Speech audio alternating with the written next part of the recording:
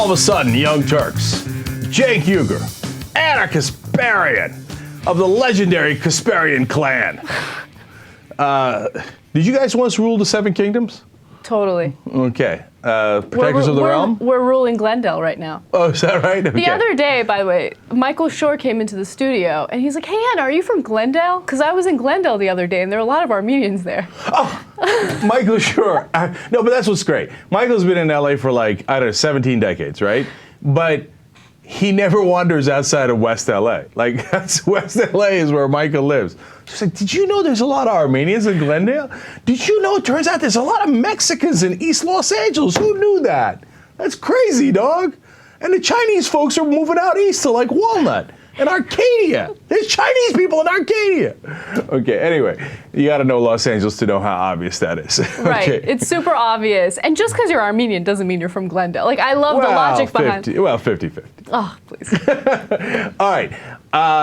There are black folks in Compton. Did anybody know that? I mean, but it would be the equivalent of him coming in and saying, "JR, you know, I was in Compton the other day. It turns out there's lots of black people there. Are you from Compton?" If he did that, that'd be a little.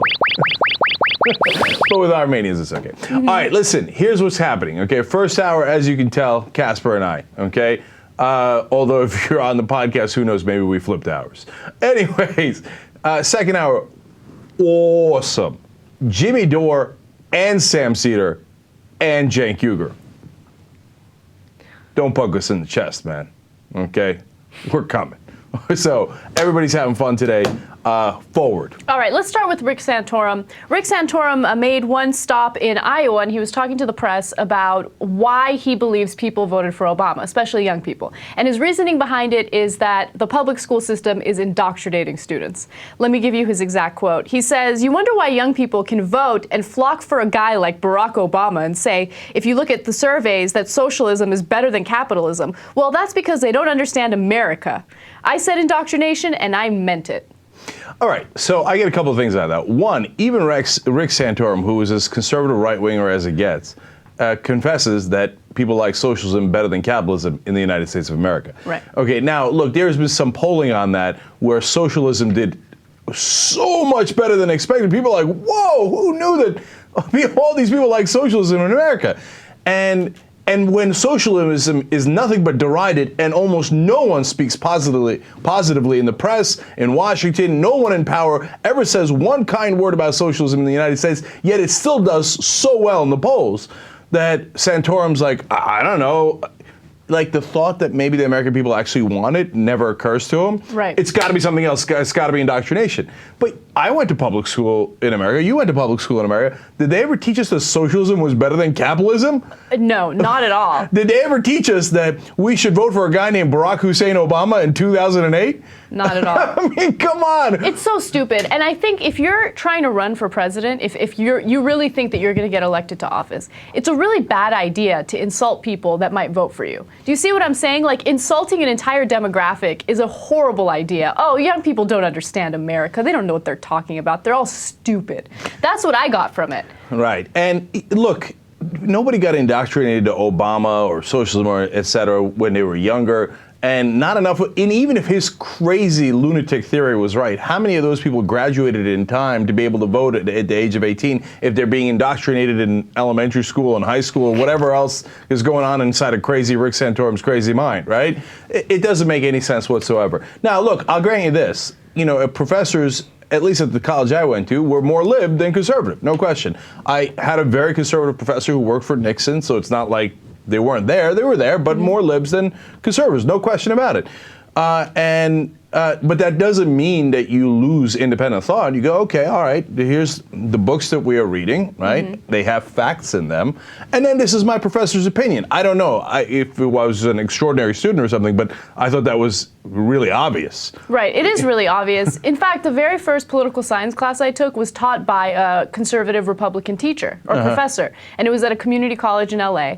And just because he would share his conservative ideology with us doesn't mean that everyone agreed with him and they were like, yes, we bow our heads to you, you're correct, I am now conservative. It doesn't work that way. Right. You know, you do read the textbooks and you have a different interpretation of what happened in the past and why the political spectrum works in the way that it does. So it's so stupid stupid. And I hate these conspiratorial theories as to why young people vote Democratic or. Right.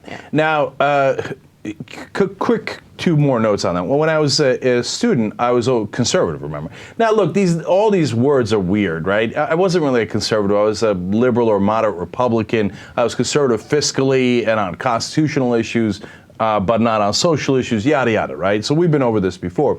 But I'm just telling you that because I grew up in that system and perceived myself as a Republican at the time, fought against a lot of professors and teachers, even in high school, et cetera. And it's not like I was ever like overwhelmed, like, oh my God, they've indoctrinated me and brainwashed me. Okay, I'm a liberal, right? And you know, and you know what? Almost all of my liberal professors and teachers loved, you know, having those conversations with me. And they said, look, here's my point of view, but here are the facts, and here's U.S. history, here's civics, and my perspective, your perspective. And I thought they were all great. You know, they were really open-minded. I've only had a couple of professors who were not open-minded, and one of them was a so-called liberal, but she hated any diversity of thought. She taught a diversity class. Okay, that person is actually a fairly well-known lib in the country. Oh, interesting. So that's a little...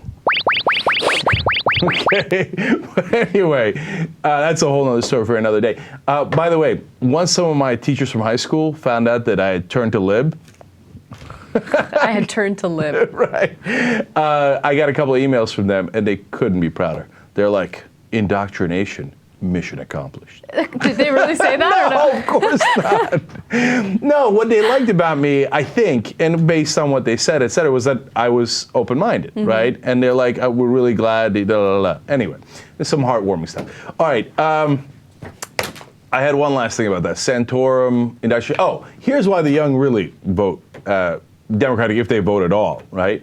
It's because what do the Republicans offer them? Exactly. Like, the Republicans offer to cut the grants for education. They offer to cut funding for all education, right? Whether it's high school or college, right? Or graduate students. They offer to cut their Social Security and their Medicare that they've been paying into. All this, like, you're never going to get it. Like, that's what the Republicans always say. Eric Cantor said it yesterday. Oh, we're not going to keep our promises. You know, do they offer them jobs? Oh, hell no. They've been trying to kill jobs since the minute they got into power in the House. So why would, look, you know, at this point, a lot of young people are asking, why in the world would I vote Democratic or would I vote for Obama again? But, all right, if you get beyond that, why in the world would any young person that hasn't been, ironically, indoctrinated into a pro-life, extreme right-wing ideology that says, do not question authority, just vote for whoever your parents or your preacher tells you to vote for. Why would anybody outside of those folks vote the Republican? They never would, right? Exactly. Okay. All right, Jimmy McMillan, New York's The Rent is Too High or Too Damn High candidate, has been evicted from his apartment, his rent-controlled apartment in Manhattan. All right, so this is already an awesome story because the whole campaign was built on the rent is too damn high, and everybody had a lot of fun with it. And now the poor man's been evicted, thereby seeming to prove his case until you hear the twisty twist. So the reason why he got evicted is because it turns out that his rent is too damn low. It's a rent-controlled apartment, and the manager of the apartment actually wants to rent it out for more money.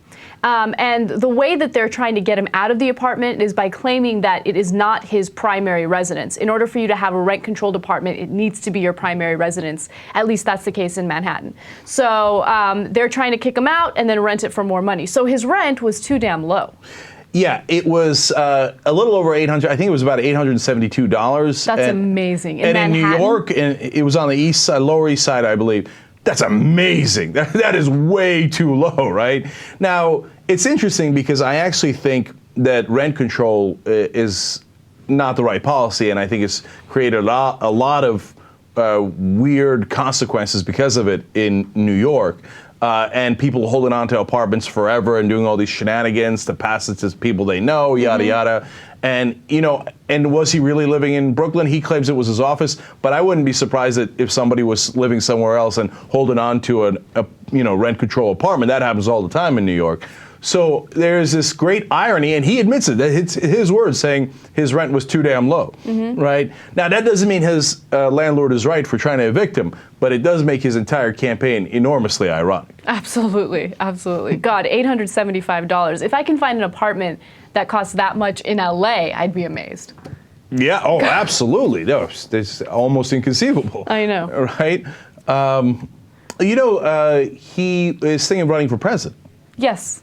We should have him on the show. We should have him on the show. Give him Right. a little exposure. Let's see what happens. Right. What was his kid? He turned to Republican or something. His new slogan was like, taxes are too damn high or something like that, or the deficit's too damn high. Okay, no, he's just trying to grab attention. I know. He sounds more competent than George Bush, but still. Well, he's got gloves on and he's willing to kick people's asses and, all the fun things he said in the debate that were great. All right. Mexican police in Asunción, Mexico have completely quit their jobs. It was a 20-person police force, and they quit their jobs after the police chief was murdered, along with 5 other police officers. This is a disastrous story. They have 1,300 people living in Asunción, and basically the police have given up because the cartels are too strong, and they're killing people with absolutely no problem. They're getting guns smuggled from the United States, they're murdering people, and their lives are on the line. So they've decided, we're not going to do this anymore, we're going to quit. So it's a perfect example of how the war on drugs has completely succeeded in Mexico. Yeah, no, the Calderon's war on drugs, along with our war on drugs here in the U.S. is, God, it's working so well. I mean, look, they don't even need police in that town anymore. Yeah. No, I mean, when the police give an unconditional surrender to the drug gangs, there's some chance that you're losing the war on drugs, okay? Look, it's an unwinnable war. Everybody knows it. But what Calderon did was, by toppling some of the top drug lords, he created anarchy. And it created a situation where all the different drug gangs start to fight more and more amongst themselves, and then wound up having, of course, enormous collateral damage among the civilians in Mexico. And now one of the collateral damage is not just that the drugs are out of control, that all of crime is out of control because the police are so defeated. Right. So, when the police force quits in its entirety, it's not like, oh, okay, well, now drugs will be out of control. No, then, obviously robbery, rape, murder, everything goes up because there's no law and order anymore. Exactly. So I don't understand how anybody with a straight face can say the war on drugs not only is a success, no one in their right mind can say that, you'd be embarrassed to say that, but that it has any logic whatsoever. Who can come out and say, oh, war on drugs, it makes sense? The Obama administration? I said anything with a modicum of sense. I know. Okay, and another fascinating aspect of this story is that in Asunción, they dug up this ditch around the entire city. So when the police are running after or chasing members of the cartel, they won't be able to escape the city because there's a massive ditch dug around the entire premises. That's awesome, except now there are no cops, so now the citizens cannot escape. Yeah. Now that the drug gangs have control. Okay, that turned out to be awesome. More and more great strategies on the war on drugs. One last thing, Jesus Godoy, our Mexican correspondent, I'm going to need you to try to mount a defense of Mexico. Go. I would like to say that, isn't that what they did back in the days of when there were castles? Wouldn't they put, what are those called, moats? Yeah. Around the castle that That's was right. full of water. Remember, that's what Herman Cain awesome? wants to do Yeah. on the Mexican border. That's what the wealthy in the United States want to do. No, I mean, look, the moats are becoming more and more common. Like Herman Cain, remember, he had the clip where he said we should build a moat and we should fill it with alligators. Oh, come on. He did. That does sound kind of badass, though. But you know what winds up happening with moats is that you think you're keeping people out, but eventually you wind up building a giant prison for yourself. Yeah. Because the way that those castles would get sieged is they'd cut their supply lines, then you're stuck in the castle. Because you look at a castle, you go, how did anybody ever get into those things, right? They got into them by circling them and waiting and going, okay, good luck to you. Okay? And then eventually they run out of food and resources and they just give you the castle.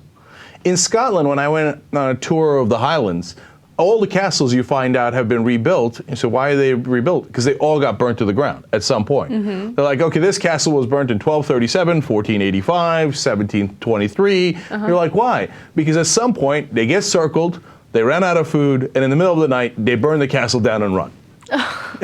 Okay, and unfortunately, that's happening in some towns, figuratively, in Mexico. And if we have Herman Cain in charge, it might happen here in the U.S. Okay, so there's your interesting analogy of the day. Forward. Sao Paulo, Brazil might have something known as a Heterosexual Pride Day, and they're doing this in response to Homosexual Pride Day, and it's a huge event that they have every year with nearly 3 million participants. It's a big deal, and they shut down one of the main roads in the city, right? For Homosexual Pride Day. For Homosexual Pride Day. Well, there's a heterosexual gentleman who claims he doesn't hate gay people, right? Mm-hmm. But he says that it's important for heterosexuals to have their day as well. It's a great day to really look at or safeguard morals and good customs. Oh, yeah. Come on. As opposed to what kind of customs, Yeah, right? exactly. Right. And he's mad because it turns out that his church also has some sort of weird festival, right? Mm-hmm. And the city doesn't allow them to use that main street. But the city allows the homosexuals to use the main street for their parade. He's like, what the hell? But I'm pretty sure 3 million people, I'm sure 3 million people don't participate in your church festival. Exactly. So let's break this down. First of all, it's a matter of size. Size matters, right? And if your church has 3 million people, I guarantee you they'll shut down the main avenue for, your parade. Second of all, look, he says, well, if gays get to have their parade, why can't straight people have their parade? Because, look, you are by far the majority. I hope you would agree, right? Yeah. And so the majority doesn't really need a parade. Like, for example, I'm straight. Why do I need to go on a straight parade? Like, what do you got, Because you want to celebrate morality and customs. Anybody caught in a straight parade, I would question. You see what I'm saying? Like, who grabs a flag and is like, I am straight. I'm like, all right, Bachman. God, okay. Marcus Bachman is in the beginning of that parade, Right. like the very first person marching. Okay, we see you. Yeah. We see you, right? And then the second part of this is, sometimes people in the majority get upset, like, oh, well, why do we celebrate Martin Luther King Day, but we don't celebrate the super white dude day, right? And et cetera. And they get all, why can, blacks do this and whites can't do this? Listen, here's why, okay? Give you a perfect example. Like, I'm a Turkish American, right? So Turkish American days in America makes sense. You're a tiny minority. It doesn't make much sense, but nonetheless, they go and they celebrate, that they're proud of their heritage, yada, yada, yada, right? A Turkish day in Turkey doesn't make sense, okay? Right. Now, here's what I mean. Like, sure, they celebrate Independence Day, yada, yada. Oh, they got all that, right? Mm-hmm. But like any country does. But if you did a big march through Istanbul saying Turks are the best, that would be some scary stuff, okay? Because that implies, since you're the overwhelming majority in that country, it implies that there is something wrong with other folks. Mm-hmm. And in fact, there are nationalistic parties in Turkey who are like, hey, Turks above all. And that's not a good thing. So you see what I'm saying? It depends on the context. The context here is we're a small minority and we're proud of our heritage. The context in Turkey would be, let's go crush the small minorities. Right. Right? So that's why, have some common sense. And it's not just enough to say, oh, well, if the homosexuals get it, we should get it too, right? So calm down with your Heterosexual Pride Day. And if you're really proud of being heterosexual, go get laid, okay? That's the best way to celebrate. It's the words of the wise. All right, let's take a quick break. When we come back, we have naked lady sculptures in rivers and a mayor crushing cars with his tank. Win.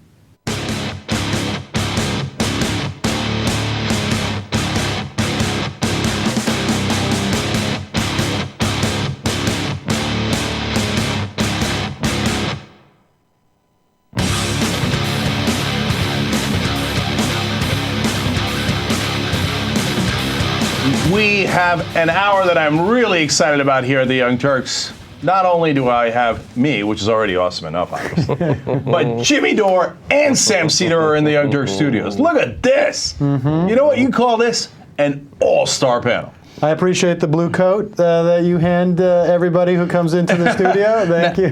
Now, to be fair, yours is blue, Jimmy's got stripes in it, and mine is black. So we're a little Right.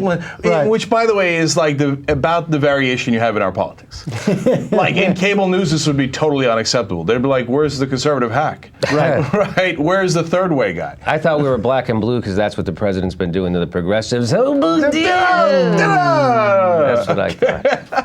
All right, so we got as Bush, you said, I make a lot of big ones, I make a lot of little ones, right? So we got some big topics here that we're going to discuss, and then if we have time, we're going to get into some of the smaller issues, which are fun, because Handy's clip on birth control is fantastic.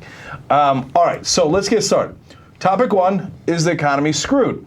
New numbers out today, 117,000 jobs were added. That was generally a good thing, but there are also some warning signs. Number one, the rate of growth is not nearly enough. The reason that unemployment went down from 9.2% to 9.1% is apparently almost solely because of the people who have left the workforce. Manufacturing is totally flat. And here's a fairly devastating fact. In June of 2007, the ratio of employment to population, right? So that gives you a sense of how many people are employed based on how many people there are in the country, because obviously the population keeps growing, was 63% in 2007. In June of 2009, after the Great Recession, it was at 59.4%. Now, it must be better than after the Great Recession, right? Wrong. It is now at a low of 58.2%. So obviously, we are not keeping up with the rate of growth, let alone getting back into the positive territory. All right. So, having said that, let's get started. Jimmy, economy screwed or no? Oh no, the economy's fantastic. I mean, I just was reading Herbert Hoover's diary, and we're doing exactly what he said to do. So how it's going to work, right? Isn't that going to work? And and all the people who are out of jobs with no money to pay for anything were thrilled that we averted an economic disaster with the debt ceiling. Yeah, first of all, people were really worried about the debt ceiling as they were looking for jobs at Carl's Jr. Right. Thrilled. And they're so glad that we manufactured a fake crisis over that and then resolved it by cutting spending. That worked out great for them. Right. Economy screwed. I mean, there's no ifs, ands, or buts about it. I mean, you can. It's not just a question of joblessness. When you cut government, now, granted, a lot of this is backloaded, and you've got only about some odd 30 billion cut in next year. What you're also going to see is the lack of extension of unemployment benefits, and also the expiration of the Social Security tax moratorium. So that's essentially functions as another almost $200 billion cut in the economy, because when you take those unemployment benefits out of people's hands, they're not spending it. When you take that tax abatement out of people's hands and they're not spending that money, that functions as a cut in our economy. So we're going to be looking at spending decreasing, government spending decreasing, and it's necessarily going to hurt the economy. But guys, here's the thing, right? The Obama administration disagrees with us. First of all, President Obama just earlier today said, quote, things will get better, right, on the economy. Did he give a timeline? Did he give a timeline on that? Yeah, well, of course he wants. I mean, imagine at one point they might get better, but well, I'm not even entirely sure about that actually. Was he saying the economy's gay and it's going to things get better? Things Is that get what better. He's saying? Is that what he's saying? That would actually be a hilarious parody. If they did that, if the Republicans were smart enough to do that, but they won't be. Right. So it'll be up to us progressives. Anyway, and Geithner was out there on Wednesday morning talking about how terrific the economy is going to be going. So they really believe. See, here's the two camps, right? Their camp is, look, we've done the best we can. We did the stimulus, and don't worry, we're also going to try to do things like free trade agreements. We're going to try to get abatement of the payroll tax a little longer, et cetera, and the economy is going to improve. And they really believe that at the White House. I think they do. I think they drank their own Kool-Aid. Really? And then there's people like Robert Reich who go, no, the fundamentals of the economy are just flawed. Oh, sorry. Some actions taken while the account mobile meet was offline could not be completed online. I didn't know my Has computer Anonymous talked. taken over the show? I didn't know my computer talked. I thought Anonymous was behind us. Anyway, the other camp is that the fundamentals are all wrong. Robert Reich makes this point all the time, about, we just were tapped out. It's 70% consumer spending is 70% of our GDP, and we're just not going to recover based on these actions. Are you guys clearly in the Reich camp? Yes. clearly in the Reich camp. I mean, it's funny what's happening here is they said, oh, we protected Pell Grants, right? But they also cut a provision for graduate students to not have to pay their interest on their student loans until they get out of college, right? Well, now they have to start paying that, which is going to cost each graduate student $8,000 more a year on average. And where does that money go? Does it go into the economy? No, it goes to the banks.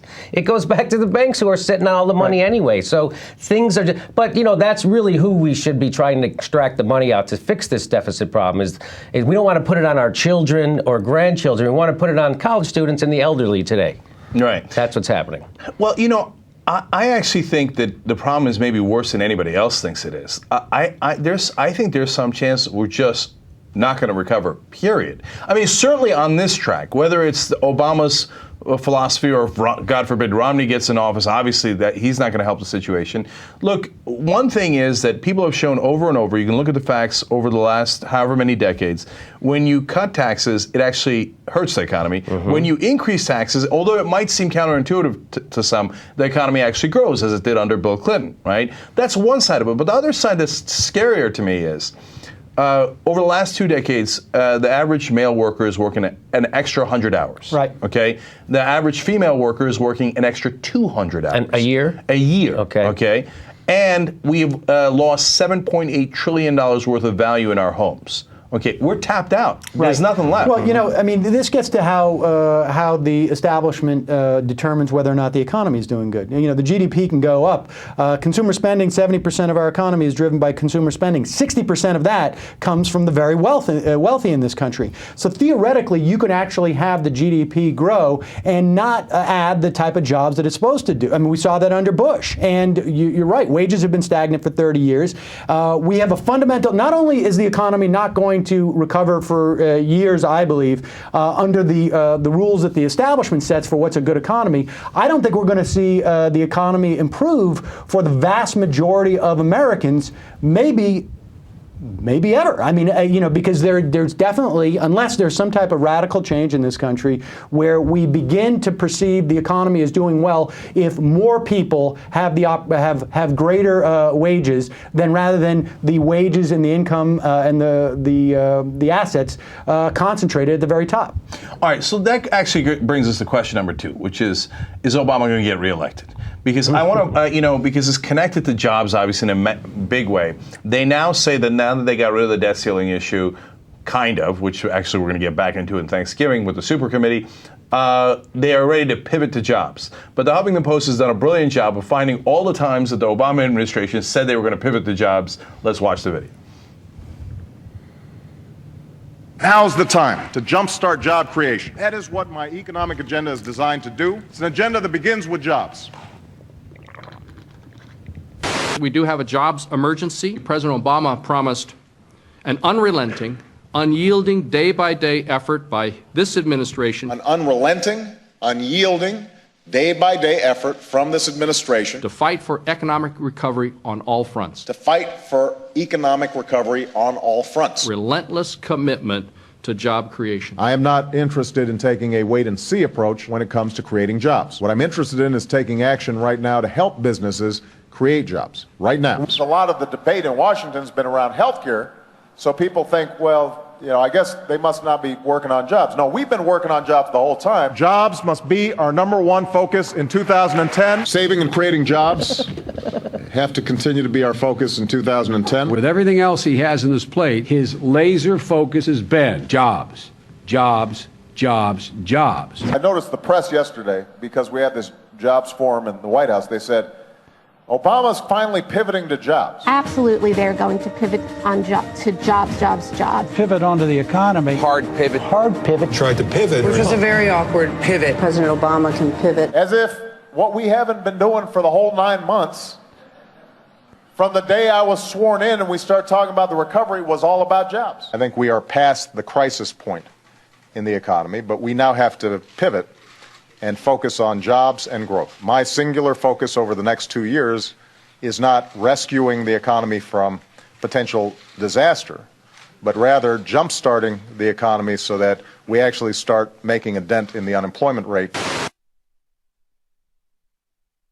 I want to announce that the leaders of both parties in both chambers have reached an agreement that will reduce the deficit and avoid default. It will allow us to turn to the very important business of doing everything we can to create jobs. That's what we should be devoting all of our time to accomplishing in the months ahead.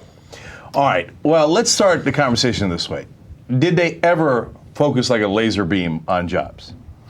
Well, no, not like a laser beam. I mean, the fact is that we now know, as we look at numbers from back there, the economy was actually far worse than we even anticipated at the time, at the end of 2008 or early 2009. They did rescue us from a depression at that time, but it was basically like, the boat is sunk. They've pulled people out of the water, but we're still on the raft. We're not on land yet. And it seems like at one point, either the administration just made the determination, we can't do anything more for jobs, or we won't. And now they really feel that they can't, and the only thing we can do is keep talking about jobs. And so this is more of a sales job. Maybe they think that they've done everything they can. There are a lot more things they could do, but they're not going to do them. And because at the end of the day, they don't perceive that as enough of a political threat. But I don't even know what they think they're doing on jobs. So, like, for example, like some of the proposals that Obama laid out after his 88th pivot to jobs, which I don't think he's ever really pivoted to jobs. How can you say you pivoted to jobs like he did at the end of 2010 and then spend all of 2011 talking about debt ceilings and budget showdowns and spending cuts? He's never pivoted, right? So when he talks to pivoting, he says, oh, I'm going to do free trade deals. That could cost us jobs, right? It's the opposite. Patent reform is a fight between different corporations. Tech companies want patent reform, but the drug companies don't, et cetera. But that's not necessarily going to create jobs. These are all for corporate interests. My problem, Jimmy, is I'm afraid that they have the Geithner mentality that if you just do big business and Wall Street enough favors, that out of the good mercy of their heart, they will create jobs. Yeah, I mean, I've always said before, it's like, well, doesn't he realize, I mean, they say, well, the reason he's doing this and capitulating to the Republicans is so he can appear moderate and the independents will like him and it'll increase his chances of re-election, but nothing increases your chance of re-election more than creating jobs. So he knows that his reducing spending during a recession is the opposite of what you can't find a credible economist to say what he's doing is the right thing to create jobs. So I don't understand, like, it's just kind of that's why he's so mind-boggling. It's like there doesn't seem to be any method to his madness, because this is not going to help. Everybody says if unemployment is up, it's going to be hard for him to get reelected. So why wouldn't he try to fix the unemployment? That's a great question, Sam, and I'm not sure I have the answer to that. I mean, look, again, I turn to Reich because he's just been so right throughout all of this. He says they learned all along wrong lessons from '96. Right. He's like, I was in the Clinton White House. Right. He's like, look, we Dick Morris and school uniforms and all that nonsense. He's like, who cares? We were creating 400,000 jobs a month. Right. That's why we got reelected. Right.